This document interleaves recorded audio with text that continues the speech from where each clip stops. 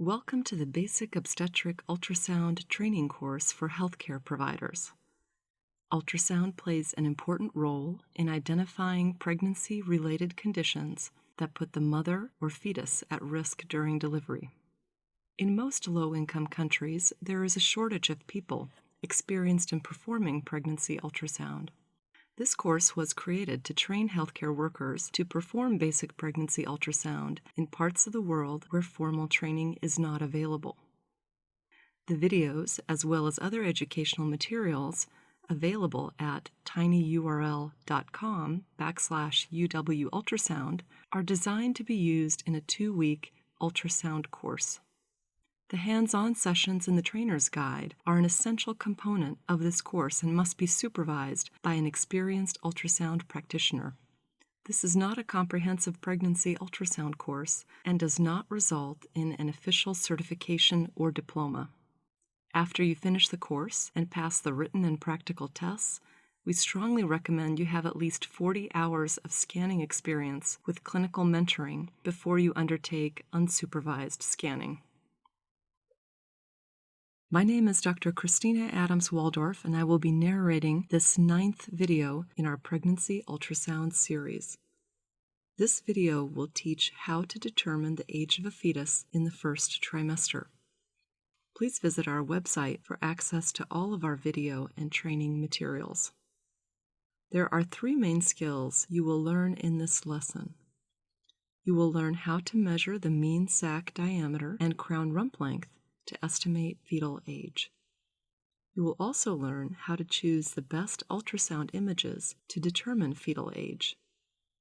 This last skill refers to assessing both the position of the fetus and the quality of the image itself, so you will need to use your previous knowledge of echogenicity, gain settings, and depth that we covered earlier. In the first trimester, the size of the fetus does not vary as much as it does in the second or third trimester. Therefore, fetal age will be more accurate if you measure it in the first trimester using the first sonogram that can find a yolk sac or fetal pole with a heartbeat. An ultrasound without a yolk sac or fetal pole and heartbeat is too early.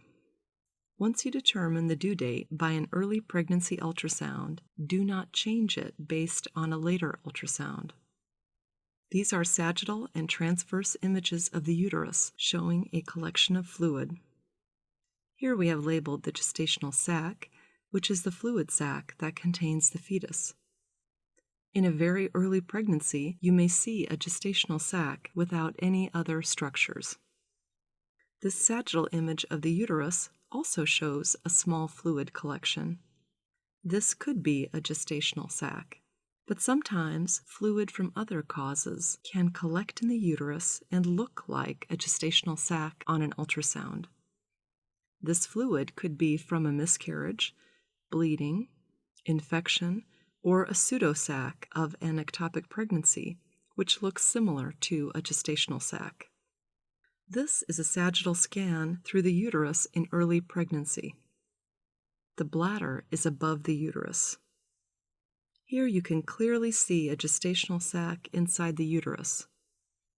The small circle in the gestational sac is the yolk sac. A yolk sac can first be seen before the fetus becomes visible at about 6 weeks gestational age. The yolk sac provides nutrients to the developing fetus. The way you estimate the age of a fetus depends on the stage of pregnancy, or in other words, what you can see on the ultrasound. The first sign we can usually see of a possible pregnancy is a gestational sac in the uterus. A yolk sac, however, is the first reliable sign of an intrauterine pregnancy. So if you can't see a clear yolk sac, it is too early for fetal dating. Ask the patient to return in 2 weeks to confirm the pregnancy. This is another normal early pregnancy without seeing a fetus. This sagittal image shows the uterus, gestational sac, yolk sac, and fetal membrane. Please pause the video now to identify these structures within the group. Here we have outlined these structures. A thin membrane is sometimes seen early in pregnancy, but usually not later unless you see the membrane between twins. A yolk sac is a definite sign of a uterine pregnancy. If we can clearly see a yolk sac on ultrasound, we can determine the age of the fetus by measuring the gestational sac. This method uses a measurement called the mean sac diameter. If we see a yolk sac, we also know that there is an intrauterine pregnancy. We can be confident that the patient does not have an ectopic pregnancy outside of the uterus. Note that there is a rare situation in which a woman can have both an intrauterine pregnancy and an ectopic pregnancy. This is quite rare, but more common in women who have undergone in vitro fertilization to improve chances of pregnancy. To find the mean sac diameter, follow these steps. First, measure the greatest length, width, and height of the sac. Then add these numbers and divide by 3. Finally, find the number on a standard table to estimate the gestational age. Many machines will have a built-in program called an OB package. If you have the OB package, then make 3 measurements and the machine will calculate the gestational age for you. Otherwise, you must do the math yourself. It is very important to make precise measurements so the gestational age is accurate. Please pause the video now to find the gestational sac measurement chart in your participant handbooks. Please ask your trainer to show you how to find the gestational age from the mean sac diameter. If you do not have a participant handbook, please download from the website shown on the screen. This is a transverse scan or cross-section of the uterus with a gestational sac that will be used to measure the height and width of the gestational sac. The echogenic tissue around the sac is normal and is shown here. Be sure to measure only the fluid, not the echogenic tissue. If you include the echogenic tissue, the fetal age will be too old. The correct area to measure is shown by the calipers, and the measurements are shown on the lower left. Please note that we will use these numbers for a gestational age calculation in a few slides. This is a sagittal scan of the uterus that will be used to measure the length of the gestational sac. Now we have the last of the 3 measurements to calculate the mean sac diameter. Now that we have length, width, and height, we can calculate the mean sac diameter. When we add these numbers together and divide by 3, we get a mean sac diameter of 1.4 centimeters. On some machines, the length, width, and height measurements will be called D1, D2, and D3, referring to 3 different diameters. Please pause the video now to use your gestational sac measurement chart to estimate the gestational age that corresponds with this mean sac diameter. The answer is 5.6 weeks. Let us review the methods to determine fetal age. If you see a gestational sac but no yolk sac, ask the patient to return in 2 weeks for another ultrasound when she is farther along in her pregnancy. If you can see a yolk sac, measure the mean sac diameter.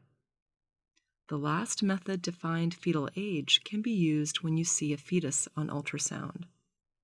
If you see a fetus with a heartbeat, the best estimation of gestational age is made by measuring the crown rump length, or CRL, which means measuring the length of the fetus from the crown of the head to the rump. The crown rump length is very accurate for determining gestational age if it is done correctly before 14 weeks and varies by 3 to 7 days from the actual age.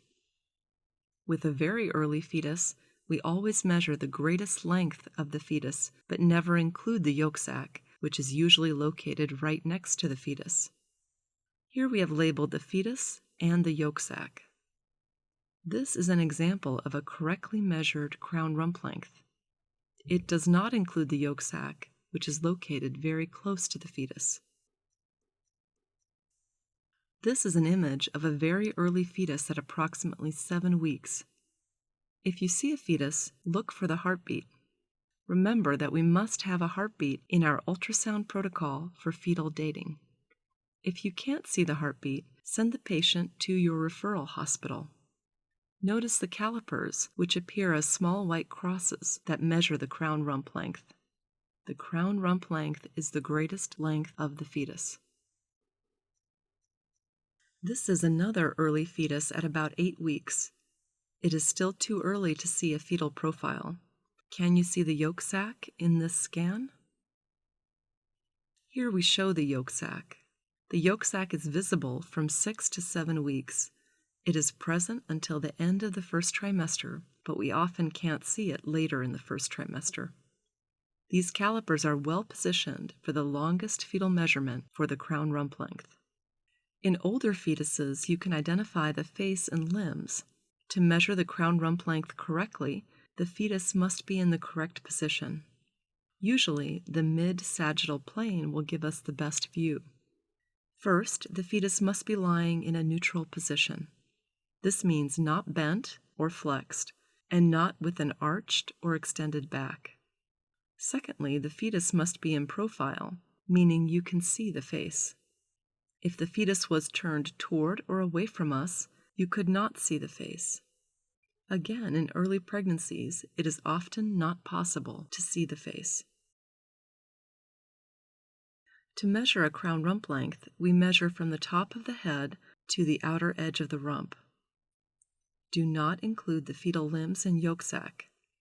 Please pause the video now to ask your trainer to demonstrate the correct area to measure on a doll. It is best to take 3 separate crown rump length measurements. If all 3 images are good, average the values. If one is clearly better than the others, use that image alone to determine gestational age. The calculation of the gestational age will either be made by the ultrasound machine or can be done easily by looking at the crown rump length chart in your manual. Please pause the video now to find the crown rump length chart in your manual or download the participant manual from our website. In this view, notice that the fetus is in a neutral position, not flexed or extended, and in profile, meaning that you can see the face. Notice that the calipers are properly positioned on the top of the head and bottom of the rump. Please discuss the following questions in the group. Is this fetus in a neutral, extended, or flexed position? Is the fetus in profile?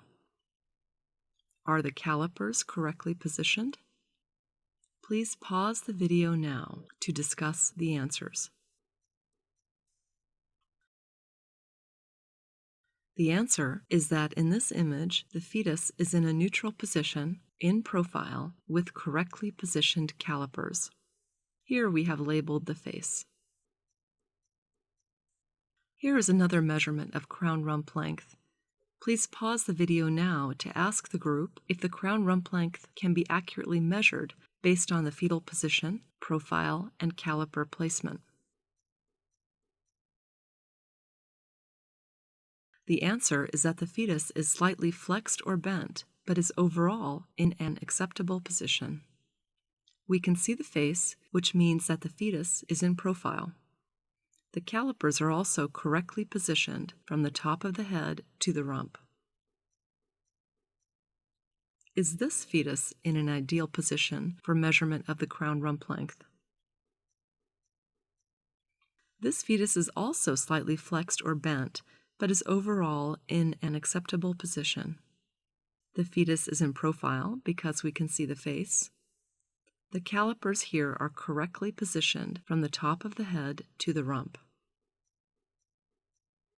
In this image, please notice the crown rump length measurement and gestational age calculation at the bottom of the screen. This calculation was done automatically by the ultrasound machine. Most machines will have this feature, but you will still need to take the measurement of crown rump length. We can see here that a crown rump length of 4.5 centimeters corresponds with a gestational age of 11 weeks and 2 days. The computer's gestational age is only as accurate as your measurements, so measure carefully. Now consider the fetus in this image. Is this fetus in an ideal position for the measurement of crown rump length? Please pause the video to encourage responses. The answer is no. This fetus is slightly extended, meaning that it is in a straighter position than we would like. Looking at this scan, would you use crown rump length or the mean sac diameter to estimate the age of the fetus? Please pause the video now to discuss within the group. The answer is to use the crown rump length. Remember that crown rump length is more accurate than the mean sac diameter. If you see the fetus, do not use a measurement of mean sac diameter for gestational age. In this case, we should use the crown rump length to estimate gestational age. Now consider whether the fetus is in an ideal position for crown rump length measurement. Pause the video now to encourage responses. The answer is that the fetus is not in profile since you cannot make out the facial features. Try to get a better image, or wait for the fetus to change position before measuring the crown rump length. Even if the fetus is flexed, the crown rump length is always more accurate than the mean sac diameter. Please pause the video now to invite a volunteer to assess whether a crown rump length can be accurately measured using the fetal position, profile, and caliper placement in this image. The answer is that the fetal position is too extended to accurately measure the crown rump length. There is a slight profile because we can see a portion of the face. The calipers were placed correctly. Please pause the video again to invite a volunteer to assess fetal position, profile, and caliper placement. The answer is that the fetal position is not neutral and we cannot see the face. The calipers were placed correctly. Here is another example. Please pause the video again and ask another volunteer to assess fetal position, profile, and caliper placement for crown rump length measurement. The answer is that the fetal position is too flexed. The fetus is not in profile because we cannot see the face. The calipers were placed correctly. What is wrong with this image? Please pause the video to ask for reasons why the image appears poor. The answer is that the gain is too bright in the mid and deep zones and should be adjusted. We can't see the fetus well enough to accurately place calipers. The depth is also incorrect. With too much depth in this image, the fetus becomes too small to measure accurately. Set the depth to only be as deep as necessary, in this case, possibly 7 centimeters. Notice the dots on the right side of the screen that represent centimeters of depth. Let's review the key points. Gestational age is most accurate in the first trimester. Use mean sac diameter for gestational age only if you see a yolk sac. Once you can see the fetus, use crown rump length to estimate the gestational age. Measure carefully to get an accurate gestational age. Do not change the due date after the first ultrasound with a heartbeat, even if more ultrasound measurements are taken later. Questions for review. Please pause the video now to discuss these questions and answers among the group. What does the gestational sac look like on ultrasound? The answer is a small anechoic fluid collection in the uterus. Which structures must you see to confirm a normal pregnancy? The answer is either the yolk sac or the fetal pole. If you only see a gestational sac, when should the patient return for another ultrasound? The answer is that the patient should return in 2 weeks. Is fetal dating more or less accurate in the first trimester than at a later time? The answer is that fetal dating by ultrasound is most accurate in the first trimester. How do you calculate the mean sac diameter? The answer is to add the length, width, and height of the gestational sac and divide by 3.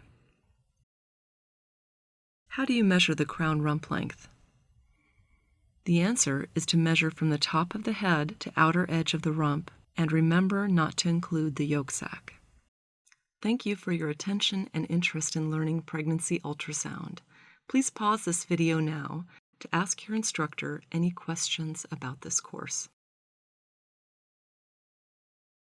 We thank the following individuals who played a major role in course development: Dr. Robert Nathan, Dr. William Marks, and Nicole Goldsmith, registered sonographer.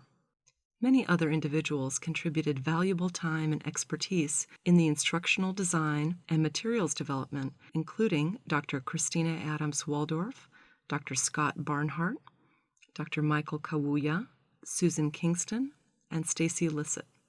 Finally, we wish to thank Dr. William Marks for the use of images from his book, Ultrasound, A Practical Approach, and Jennifer Summers and Jan Hamanishi for graphic design and illustrations. The University of Washington Department of Radiology has trained healthcare workers in pregnancy ultrasound in many parts of the world. If you have questions about this video or course, please contact Dr. Robert Nathan, Dr. William Marks, or Dr. Christina Adams Waldorf. This course was collaboratively developed by the University of Washington Department of Radiology, Obstetrics and Gynecology, and the International Training and Education Center for Health, ITEC. It was made possible through a grant from the GE Foundation. Consano also contributed funding.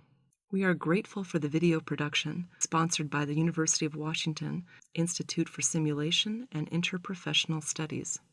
Please visit our website at tinyurl.com/UW ultrasound to access all of our training materials. This material is copyrighted. You are permitted to copy, distribute, and post to websites. You are permitted to modify the content to adapt to specific populations and user needs on the condition that you include attribution to the University of Washington and retain any copyright notices and citations and attributions included in the original Basic Obstetric Ultrasound Training for Midwives. The material in this video is provided for information purposes only. The University of Washington Institute for Simulation and Interprofessional Studies does not take responsibility for the accuracy of the content in this video.